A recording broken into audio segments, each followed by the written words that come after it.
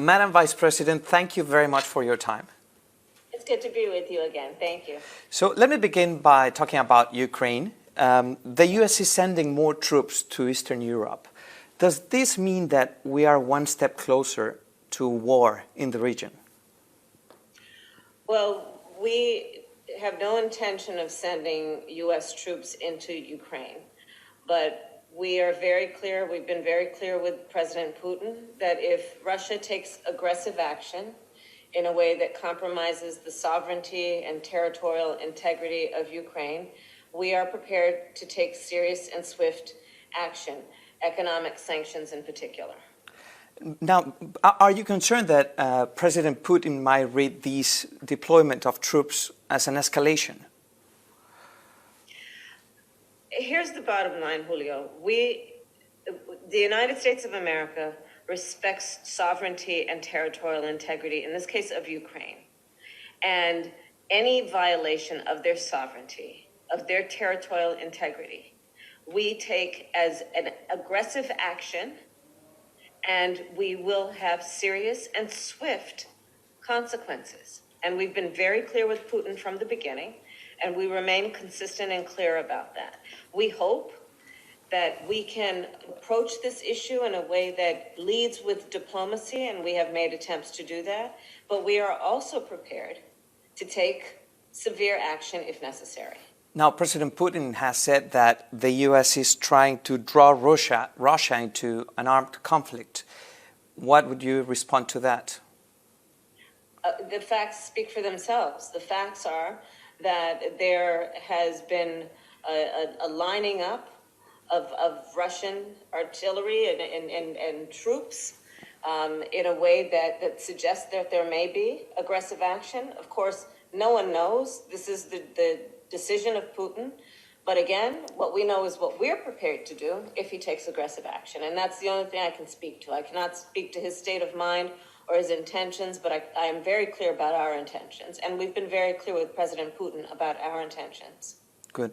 Let me move on to immigration. You are working on fighting the root causes of immigration in Central America. But so far, we've seen not a reduction in the number of immigrants coming to the U.S., but we are seeing an increase in the number of people coming in. So what has gone wrong so far? So I believe very strongly and approach the work that we are doing to address the root causes of irregular migration. I believe very strongly.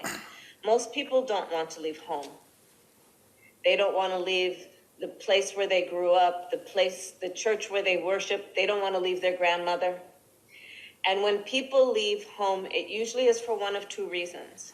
Either they are fleeing harm, or they cannot simply stay and take care of the basic needs of themselves and their families. Mm-hmm. So I'm approaching our root causes work with that spirit, understanding that in particular in the countries in Central America, with an emphasis on Guatemala, I was just in Honduras, El Salvador, what we must do is help address the reasons people are leaving. That relates to a number of factors. One, the economic issues that are challenging those countries. So I have convened American CEOs. We started with about a dozen. I now have 77 CEOs who are pledging $1.2 billion to invest in that region around things like their agricultural economy, farmers, women entrepreneurs. We are dealing also with another issue, which is corruption in those countries. And I've been very clear, including when I met with the now newly inaugurated president of Honduras, that is one of our highest priorities, is to combat corruption. If there is going to be American investment, this is a factor of either something that discourages investment or will encourage investment, meaning combating corruption. But none of this is going to be just turning on a switch.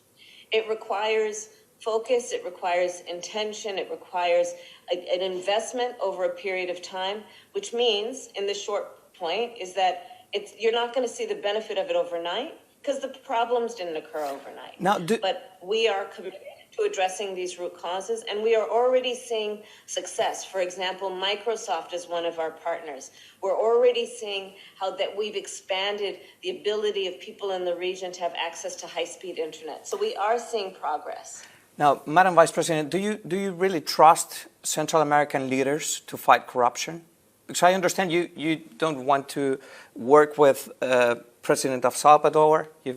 President in Guatemala also has some corruption scandals around him. So it's a tricky one, isn't it? It's complex, you are right. But I am, and we are mostly focused on the people of those regions and what can we do given the complex nature of the issues facing those countries. What can we do that is best focused on the people of the region and directly benefiting them? So you are correct. It is important to us, it is important to any American investment that we bypass corrupt systems and as best as possible work directly with the people, which is why when I have traveled to these regions, when I have met with our partners, one of our great aspects of partnership is civil society, right? The people, including dealing with the government leaders, but dealing with non-governmental leaders. Dealing, for example, with the fact that in the indigenous people have been left behind.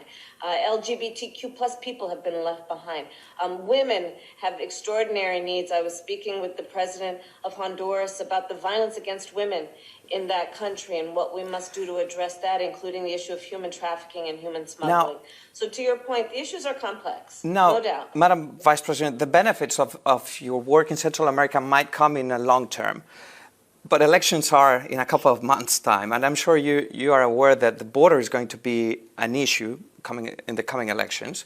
And also, President Biden promised an immigration reform, and he hasn't been able to deliver. So why would you say that Latinos should vote for the Democrats this November? The first piece of legislation that sent to Congress was immigration reform. It was our first initiative to say we must have a pathway for citizenship. The problem is Congress is not acting. The problem is that we have members of Congress, in particular, But Congress and the Senate are Democrats. The majority are Democrats, right? No. But however, no, it's not like it's purely Democrats. In the Senate, it's 50-50, 50 Democrats, 50 Republicans. And so the way that our democracy works is you need a majority. And sometimes you need, in the Senate, sometimes you need 60 of the 100 to actually act on certain kinds of initiatives and pieces of legislation. So we have to agree that, first of all, this is an essential issue that is about what is right, what is fair, and what is good for the economy of the United States. We must pass immigration reform. We must create a pathway to citizenship. And so just recently, in fact, I met with a bipartisan group of governors and said this very thing, which is this should not be partisan. We should not allow Republicans or Democrats, if they do stand in the way of it, to get away with this as a partisan issue, because this is just about what is the right and fair thing to do, what is the just thing to do, what is the humane thing to do. This is how we approach this issue, and it will continue to be a priority. But sadly, we cannot do it on our own. Now, Madam Vice President, let me move to another issue. Senator Ted Cruz recently said that he finds it offensive that the Biden administration wants to nominate a black woman to the Supreme Court. How does that play in your mind? Is he right? Is there a reverse discrimination in the country? I won't speak to any particular individual, but I will say this. Republicans, members of his party, have said, including Democrats, that the court that makes decisions that are fundamental to how we experience life, whether we have our constitutional rights, whether they are intact, that court should represent the people of the country. It should be representative of the people who will be impacted by their decisions. I reflect on when President Obama appointed Sonia Sotomayor. There had never been a Latina on the Supreme Court, and what that has meant in terms of making sure that certain voices are represented in the way that we think about priorities and issues and the impact of those decisions. Similarly, the idea that there would be a black woman on the court is about ensuring that this court make decisions in a way that reflect the experiences of all Americans. And So, what do you think of the fact that some people don't agree with that? I mean, some people don't agree with, this is part of a democracy, right? It's okay. We don't all have to agree. But I do think that we should appeal to reason. We should appeal to what just makes sense. And it makes sense that we live in a democracy. And part of the democracy is that we have a representative government that reflects the people of the country and reflects the vast diversity of experiences of the people of the country, so that when a body like the United States Supreme Court makes those most important decisions, all viewpoints have been considered when the law is written or interpreted.